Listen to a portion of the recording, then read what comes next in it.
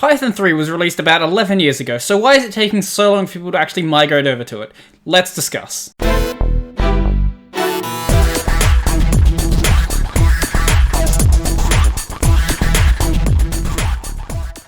Good afternoon everyone, and welcome back to the channel. So if you're not subscribed, remember to subscribe and ding that little bell icon down below because it'll really help the channel out. So now that's out of the way, let's get into the article. So this is an article on Stack Overflow by Vicky Boykis, I'm gonna reckon is how you pronounce that.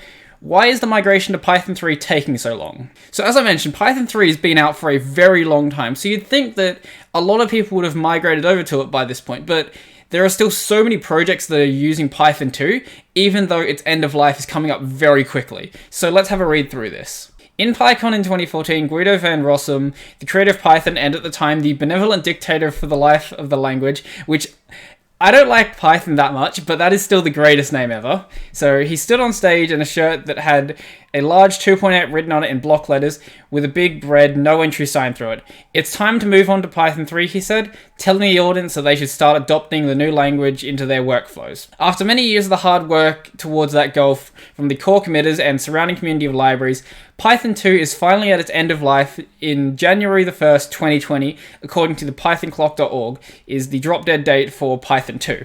So that doesn't mean, obviously, that the language is going to stop working. That would be ridiculous. That's when I'm assuming they're just going to completely drop any support for it and entirely focus on Python 3 and presumably Python 4 at some point. What does this change mean for companies heavily utilizing the language, particularly those who are not ready to migrate? To understand the entire context of what's going on, let's take a stroll back through Python history. The idea behind developing Python 3 was to implement a big change that got rid of a legacy problem in Python, rendering all strings as Unicode behind the scenes, as Brett Cannon, one of the core developers of Python, writes. People sometimes forget how old Python is. Guido started coding Python in December 1989, jeez, I didn't realize it was that old, and was first released as open source in February 1991. This means that Python itself predates the first volume of the Unicode standard, which came out in October 1991. Over the intervening years, languages created after Unicode standardized chose to base their implementation for strings on encodings that could support Unicode. Supporting Unicode and text from any written language is important. Python is a language for the world, not just for those languages that support the Roman alphabet that ASCII covers. This is why Python 3 makes it Unicode or bust when it comes to text. It guarantees that all Python 3 code will support everyone in the world, whether the developer wrote the code explicitly meant for it to or not to. Unfortunately, the team assumed that everyone would make the big switch over immediately, and made Python 3 backwards compatible and set 2 as a maintenance branch. So I'm not sure why they thought this would be the case. There are still big bank applications that are running on COBOL mainframes. No one's going to switch over just because of Unicode encoding. That is such a minor thing for these massive applications that no one's going to bother putting in the effort to actually move their code over to a newer language. If there was some killer feature that came with using Python 3, there are some now, but because of how large these applications are written in Python 2, just migrating it over is not really going to be that big of a benefit unless you can actually get some use out of those newer features. However, many people didn't want to switch because, as the PEP for the improvement said, Python 3 was a relatively mild improvement on Python 2. Many people didn't want to switch for what they perceived to be as mostly an inconvenience. At the time, the largest difference was changing the print statement to Python function syntax, which broke a lot of code. So if you haven't done any Python 2 before, basically the way you did print was print and then you just put the string there, whereas now you use print and you have it as the function syntax. As a result, Python 2 continued to be in active development until... I didn't realize it was actually still getting actively developed by the Python team.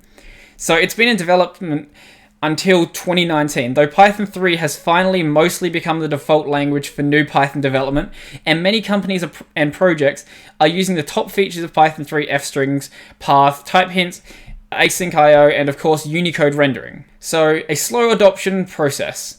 It's been a long road to get Python 3 adoption since the new major version was announced all the way back in 2008. Dustin shows just how long the adoption has taken. The development of Python 2.7 has been going up until this point, along with all of these other branches of Python 3. So 3.2 stopped back in 2016, and then each consecutive version stopped the year after that by the looks of it. At first, there were good reasons for not adopting Python 3. Most importantly, it wasn't backwards compatible with Python 2.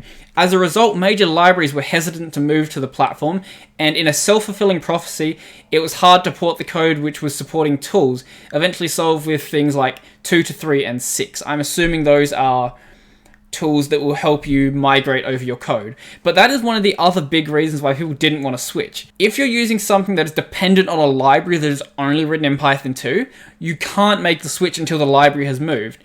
And then you've got to wait for all of your libraries to move, because a lot of development is based on integration of other people's libraries. You don't tend to write a lot of those core functions yourself anymore. If someone else has written a good library for it, you're just going to pull that in. So if they don't move to the new version, you don't move to the new version, and if you don't move to the new version, they don't see a reason to move to the new version, so it's kind of a negative feedback loop. Negative feedback loop? Is that the one I'm thinking of? It's a feedback loop of some sort, you know what I'm trying to say. The tipping point for conversion occurred somewhere around 2016 or so with the release of Python 3.5, which featured matrix multiplication, the introduction of async IO, speed improvements to ordered dict, and an implementation of type hints that brought some static language-like features to Python. Later versions include even more features like the pathlib library, f-string manipulation, which are actually pretty cool. I do like f-strings.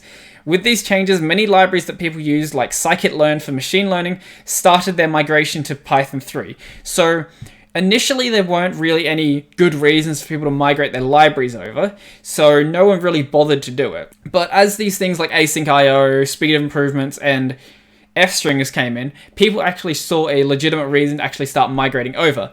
But that's the libraries. You have these enterprise applications which are still on Python 2. So as more and more dependencies started upgrading, companies started moving too. So now that we're close to the end, what does the cutoff of Python 2 from development mean for the ecosystem of developers that depend on it? Judging by the state of things on the internet, you'd have thought that everyone completed their migrations. If you think this, then you just don't understand how development works. So in a survey from JetBrains, who makes the IDEs like IntelliJ and PyCharm the only good IDEs except Visual Studio, fight me on that, 75% of individual respondents had indicated they've already migrated. A flurry of blog posts have shown the same. For example, Dropbox detailed their migration in the fall of 2018, Instagram migrated in 2017, Facebook started in 2014, Splunk, at the urging of their customers, also did so recently. Did you even realize that Dropbox had moved? Did you realize Instagram had moved? Did you realize Facebook moved? I guarantee you didn't, and that's why a lot of these major companies aren't moving.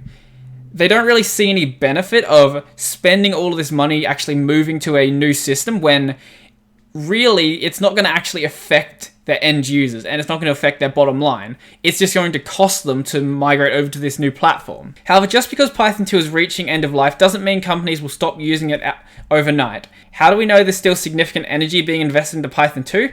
We can check out what's going on directly with PyPy, the Python package library. In 2016, the core developers behind PyPy started sending logs to Google's BigQuery for the ability to run SQL against them, which makes it much easier to make architectural decisions based on usage. So there's this query that you can run that will basically output this data down here.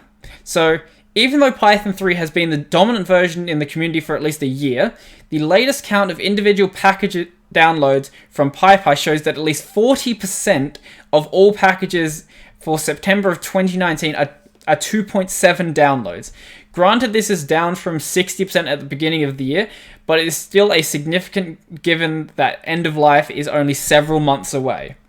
So you can see here that there is, what is that? That's billions. Jeez. Okay, so that is, what is Python 2.7? So that's like 1.3 billion downloads. Wow. Okay.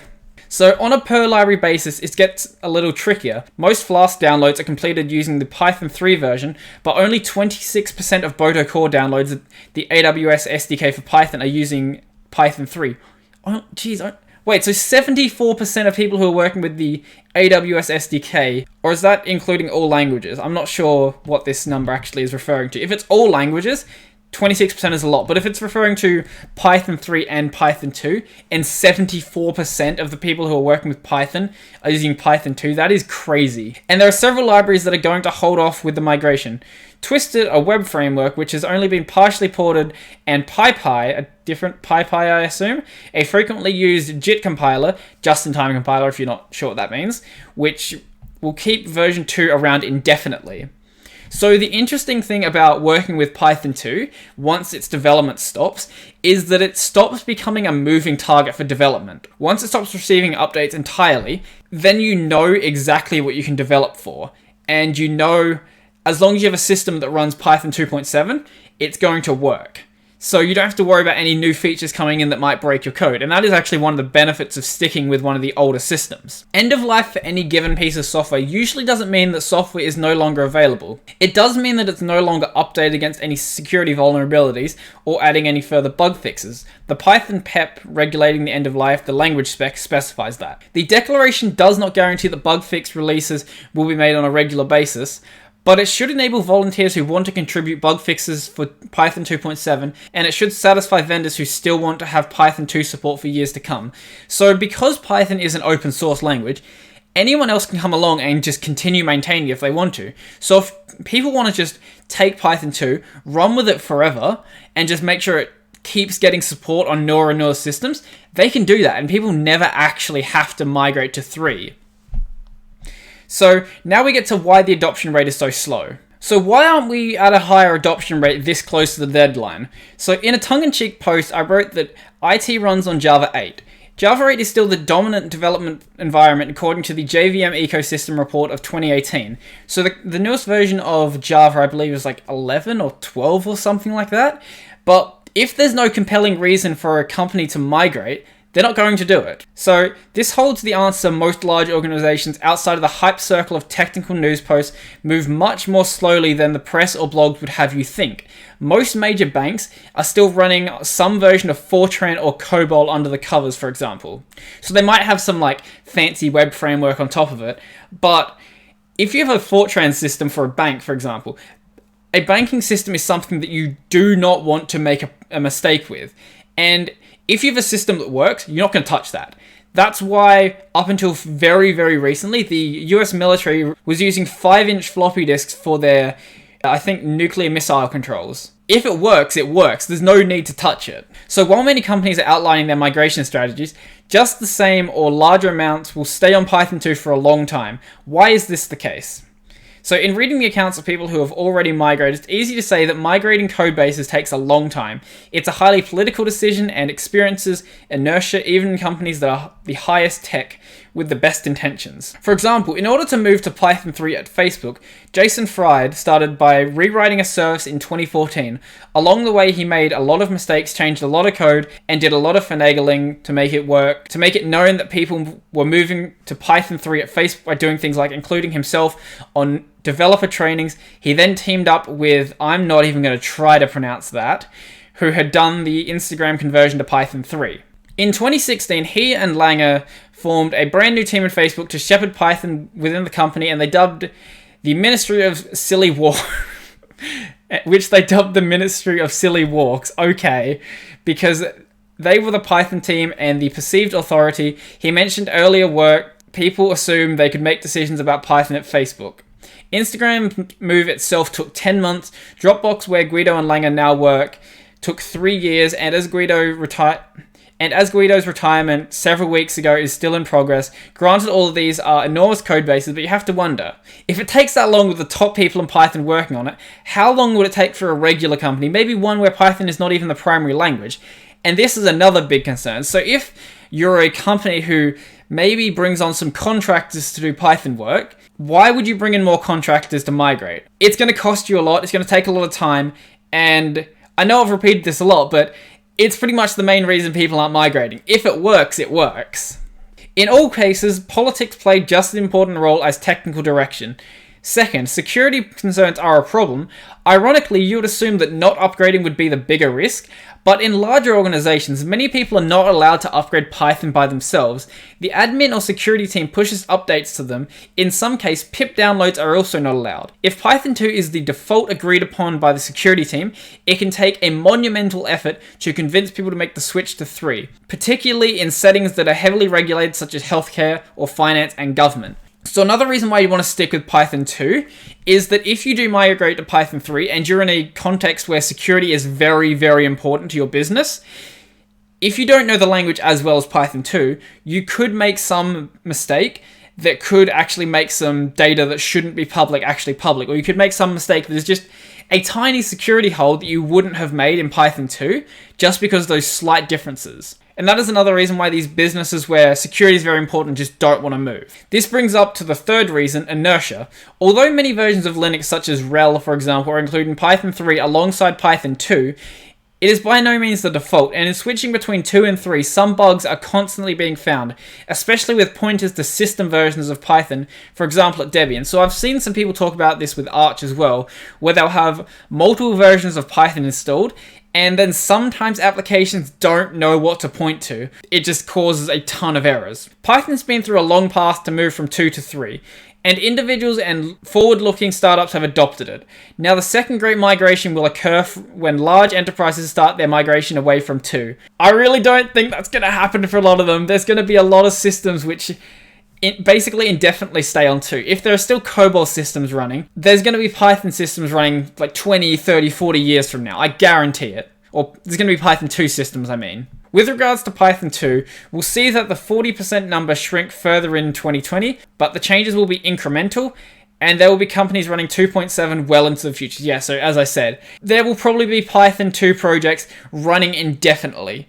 One day people will look back on them and be like, oh, you're the one Python 2 developer still alive. Do you want to work on this? And you'll get paid tons of money to do it. So I guess that's the benefit of it. If you want to make a ton of money, learn Fortran and COBOL, because you'll be like one of the 3 developers who even know the language anymore. So I think that's pretty much everything for this video. I don't know what my sub count's going to be at when I actually upload this, because I am, at the time of this recording, at like 96 subs, so I might have already passed 100 by now. If I have, that is awesome. But anyway, if you like this video, remember to smash that like button and leave me a comment down below to let me know what you think. And don't forget to subscribe, because even once I pass 100, we're not stopping there. We're going straight to 1,000. So any help will be really appreciated. And up on that corner, I will have a playlist of some description. I reckon it'll be tech news. And I think that's pretty much everything for me. So I'm out.